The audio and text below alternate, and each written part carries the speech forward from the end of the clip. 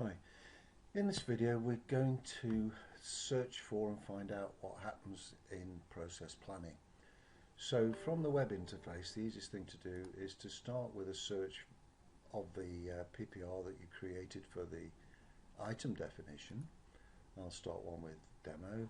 We can search down for the collaborative space that we're working in and the type of file it actually is. And there's the one that I'm after. So to start this file off, I've ticked it. We can go into, in my favourites, I've actually got process planning. But if not, you can find process planning. Let's just do a search. Process. And you can see it here. So we double click that. This one would open up. So to speed things up, I've actually opened that already. Here it is. And this is the element that we're going to work on. But here's one that is similar to yours. It's actually only got a PPR tree with a manufactured item definition. This is a version of what this student's put together. So if this were the case, we're in process planning, then we would actually right mouse on this and insert a general system, and that pops a tile in place like it did for the manufacturing item definition, but there's no context for it. So in this particular case, we manage the scope, and the scope is to create a scope based upon this manufactured item definition. Get a little blue donut, and the product that's associated with that manufacturing bill appears on the screen there. Right, so that's what I've done to create this particular thing. So what I'm going to do is I'm going to delete what I've already done, and you can see that we're back down to where we were before. Now what we need to do is to put in there a number of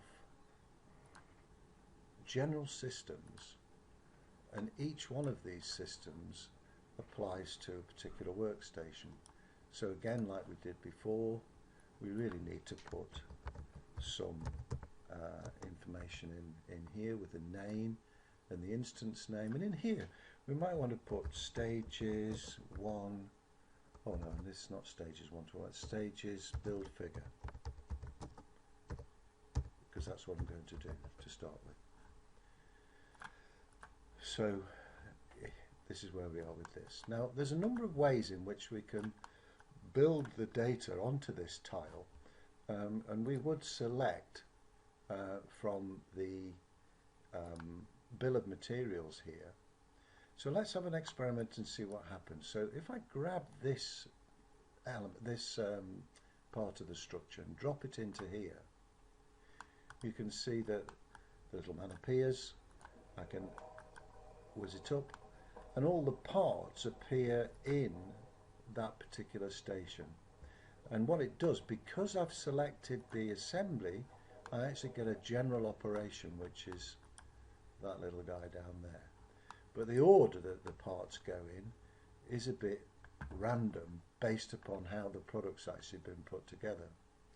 So let me just show you that again. So we'll go and delete those, but this time we'll put them in using a shift key. Press the control down, the shift key down, and drag them into there. Now what happens is it looks the same, except for there's no general operation to do that assembly. All of these are actually loading operations to load them into the model, and each one has actually got 10 seconds associated with it. Now you know that that's not right, because you've done some experiments to see which way it works. So I prefer to actually use this first technique, but you could even use the systems assignment assistant for this particular thing. We can have a look at the little man here. Let's just whiz my model about so I can get at it. Let's see if I've got them all. Push them in, and I close that. And that puts the tiles on in exactly the same way, but you don't get a loading operation. And where there is multiple structure in the bill of materials, every assembly node produces an assembly operation, which is useful. Now you could actually start to put some even more detail into that, so I'm just going to get rid of that. And I'll put them in again in the first technique. So this time grab all of that and drop it on the tile. And we can see that we get a general operation altogether. So how many are there? There's 1, 2, 3, 4, 5, 6, 7, 8, 9, 10, 11, 12. 12 times 10 seconds should in fact be a cycle time of 120 seconds. We know that's not right, but let's live with it. So I'll minimize that. And what really needs to happen is that you need somewhere for that product to go when it's been manufactured, and that would be a sink. So in there we'll put a sink system, again name it what you need it to be, and also in there we will put a source. Now the system will automatically generate these, but it doesn't necessarily populate them. It simulates or generates them for simulation only.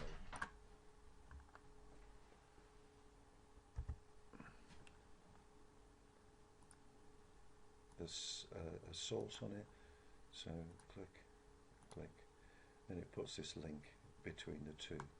Now what we also need, as I said before, is a sync system in there, and then we can actually put a link across here. But what we haven't got is bits and pieces onto this tile.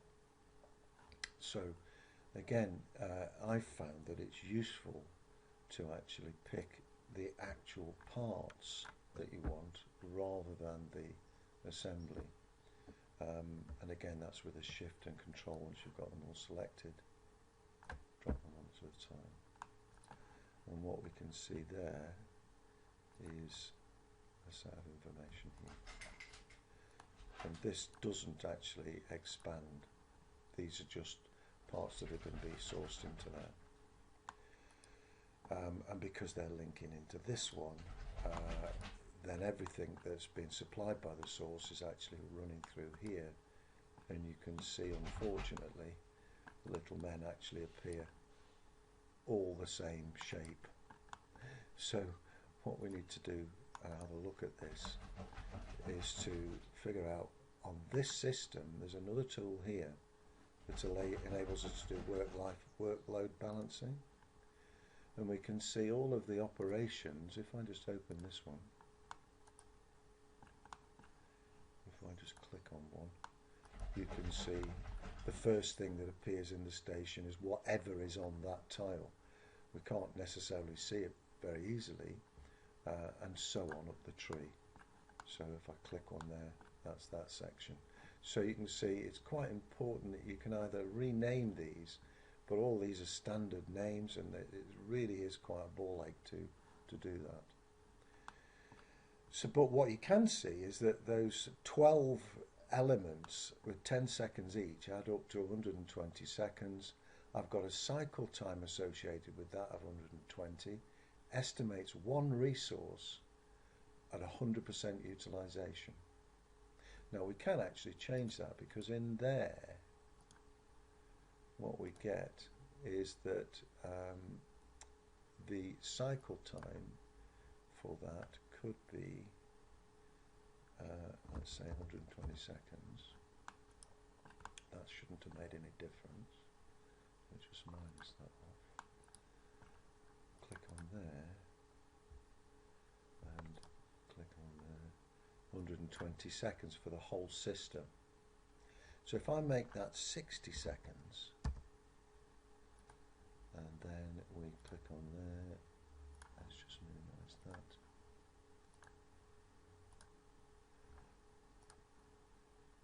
It's still 120 seconds there. I think it's because that one is 120 seconds. So now changing the activity on this tile, and I'm saying I want to cycle these operations in 60 seconds, but there's 120 seconds worth of work. So it's saying or estimating that I need 2 resources at 100% utilization to do that.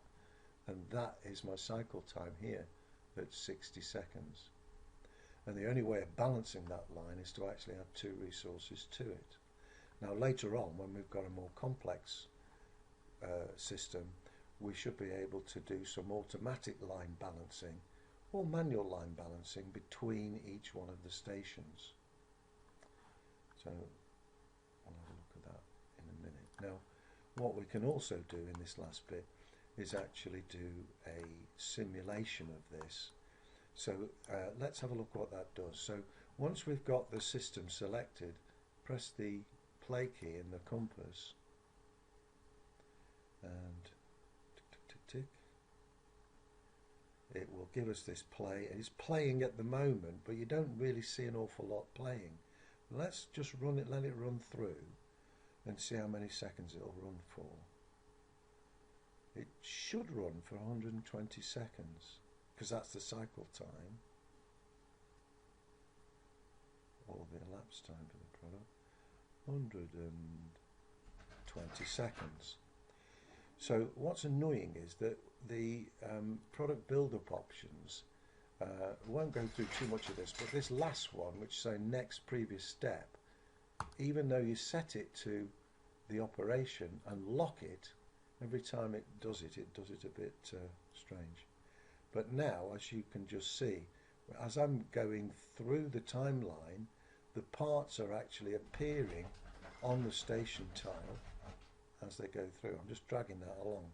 But if we played it, we'd see the same thing. But every 10 seconds, another part appears into that loading time.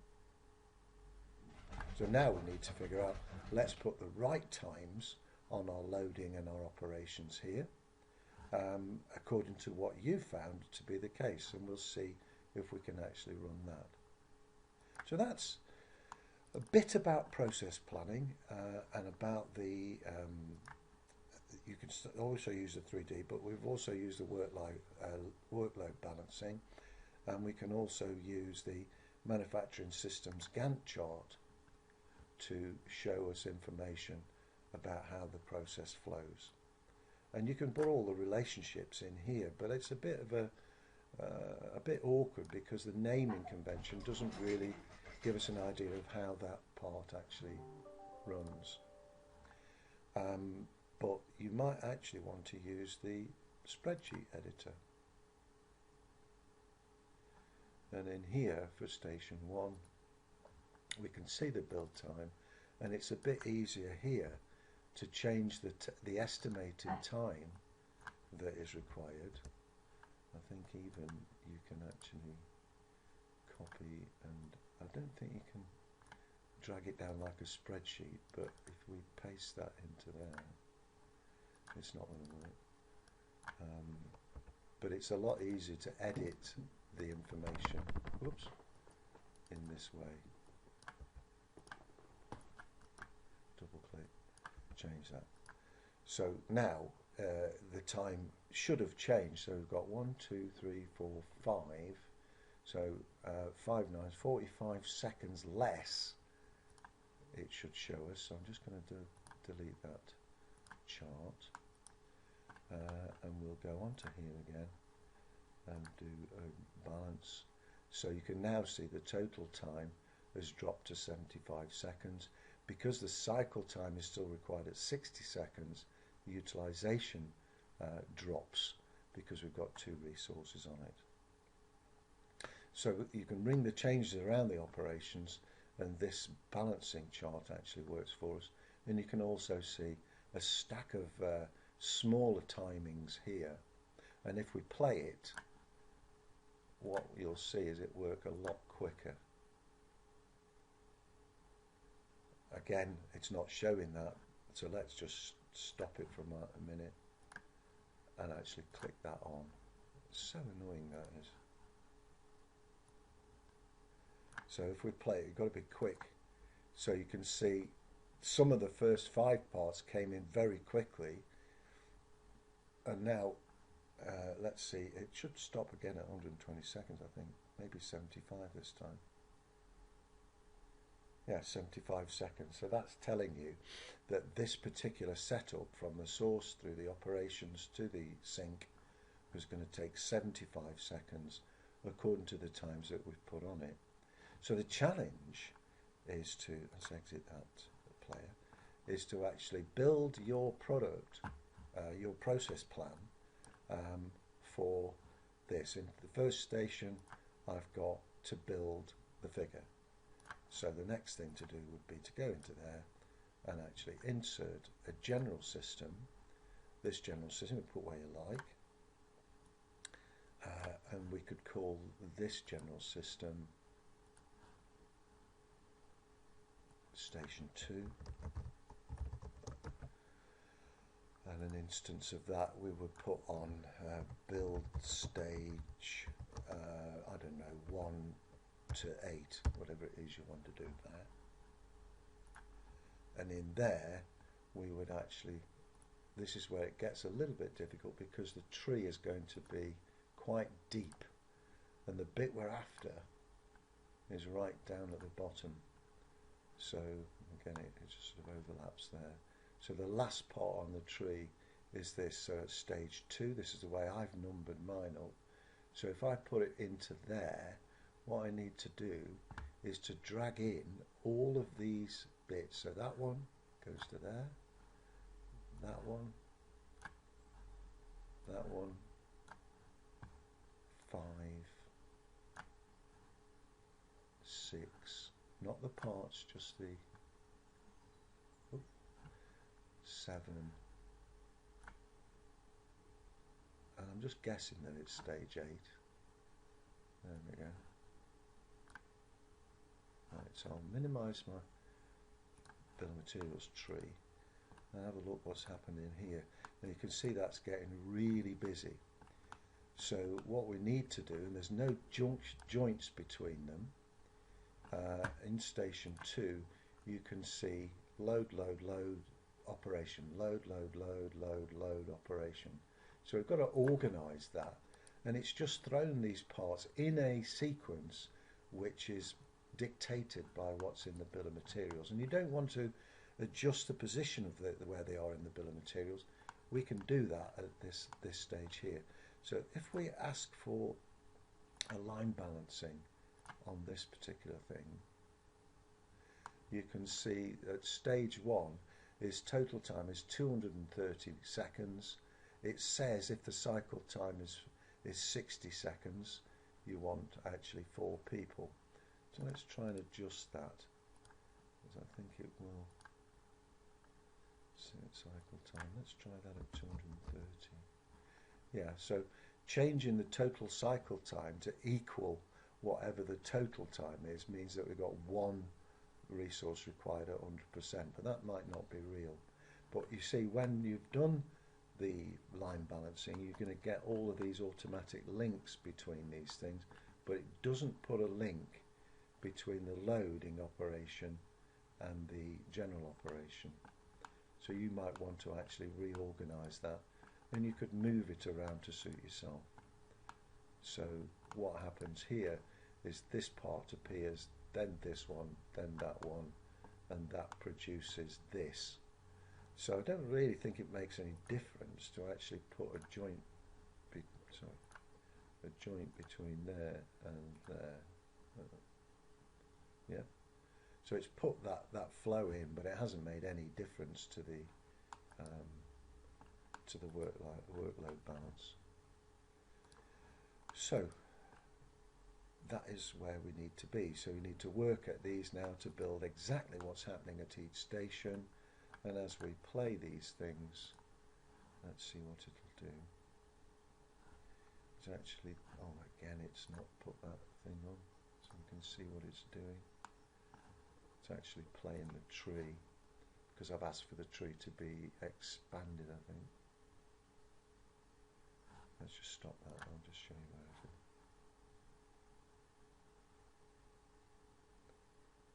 is. center tile on operation on. If I switch that off, it should stop actually opening those up. But we do want to see where it is at this point. So we can see every 10 seconds it's jumping along to create another operation. You see there's no link there, but it's still jumped across. So what we should end up with is 230 seconds to actually produce this output.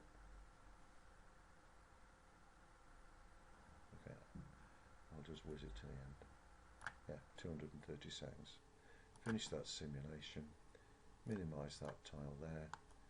That's what happens at station number 2. So we can put another station in here now.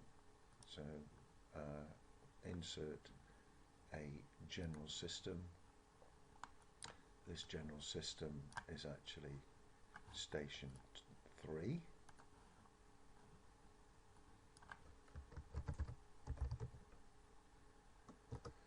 And so on. And then if we link those together, you can see that if I click on this and look at the assistant, what happens is in station 3, what's given to it is the output from station 2, and then you'd build all the other stages in after that. So I'm going to leave you to have a play with that and see what you can come up with. Thanks very much.